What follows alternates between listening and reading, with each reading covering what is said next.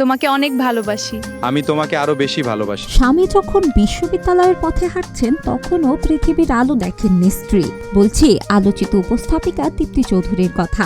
সম্প্রতি বিয়ে সেরেছেন তিনি। সোশ্যাল মিডিয়ায় ঘুরে বেড়াচ্ছে তাদের ছবি ও ভিডিও।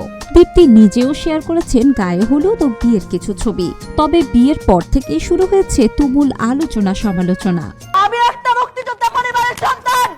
গেল ৫ জুন ঢাকা বিশ্ববিদ্যালয়ের জেনেটিক ইঞ্জিনিয়ারিং অ্যান্ড বায়োটেকনোলজি বিভাগের সহযোগী অধ্যাপক এবং ক্যান্সার গবেষক ডক্টর মুশতাক ইবনে আইয়ুবের সঙ্গে বিবাহ বন্ধনে আবদ্ধ হন দীপ্তি চৌধুরী। তবে এরই মধ্যে উঠে এসেছে আরেক তথ্য। দীপ্তির জন্মের ৬ বছর আগে অর্থাৎ ১৯৯৭ সালে নাকি এসএসসি পাশ করেছেন তার স্বামী। তথ্য অনুযায়ী ডক্টর মুশতাক ইবনে আইয়ুবের জন্ম ১৯৮৩ সালে। সেই হিসেবে তার বয়স ৪৩ বছর। এদিকে তার স্ত্রী দীপ্তি চৌধুরীর জন্ম ২০০৩ সালে। তার বর্তমান বয়স ২২ বছর। সেই হিসেবে নবদম্পতির বয়সের পার্থক্য দাঁড়ায় ২ দশকেরও বেশি।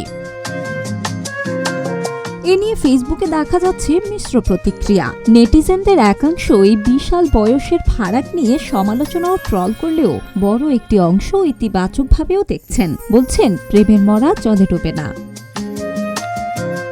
বিনোদন ডেস্ক, গ্রিন টিভি ডিজিটাল।